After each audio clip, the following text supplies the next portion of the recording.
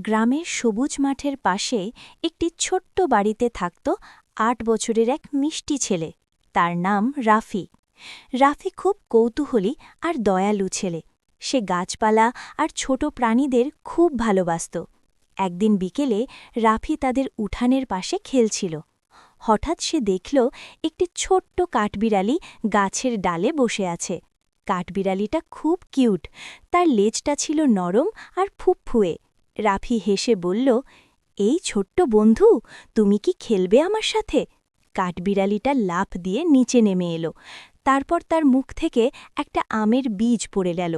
রাফি অবাক হয়ে বলল, আরে, এটা তো আমের বীজ।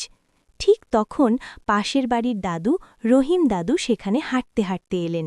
রহিম দাদু মুচকি হেসে বললেন, রাফি, যদি এই বীজটা মাটিতে লাগাও, একদিন বড় আম গাছ হবে। রাফির চোখ চকচক করে উঠল। সে বলল, সত্যি দাদু, তাহলে আমরা এখনই লাগাই। রাফি আর কাঠবিড়ালি মিলে উঠানের এক কোণে ছোট্ট একটা গর্ত করল। রাফি সেখানে আমের বীজটা রাখল এবং মাটি দিয়ে ঢেকে দিল। তারপর একটু পানি দিল।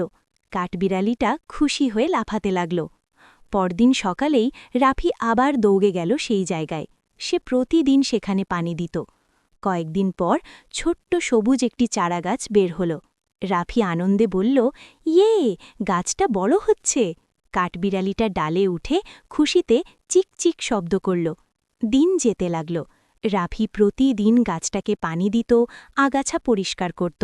রহিম দাদু মাঝে মাঝে এসে বলতেন, যে গাছ লাগায় আর যত্ন নেয় সে পৃথিবীকে সুন্দর করে। কিছু মাস পর সেই ছোট্ট চারা গাছটি বড় হয়ে সুন্দর একটি আম গাছে পরিণত হল।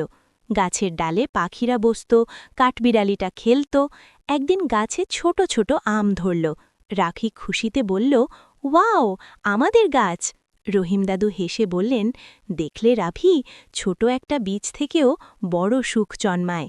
রাফি গাছের দিকে তাকিয়ে মিষ্টি করে হাসল। কাঠবিড়ালিটা তার কাঁধে উঠে বসে রইল।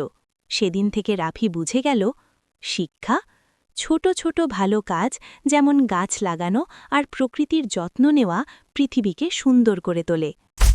এই রকম শিক্ষামূলক ভিডিও দেখতে এখনই সাবস্ক্রাইব করো শিক্ষা টুর আর বেল বাটনটা অন করে রাখো।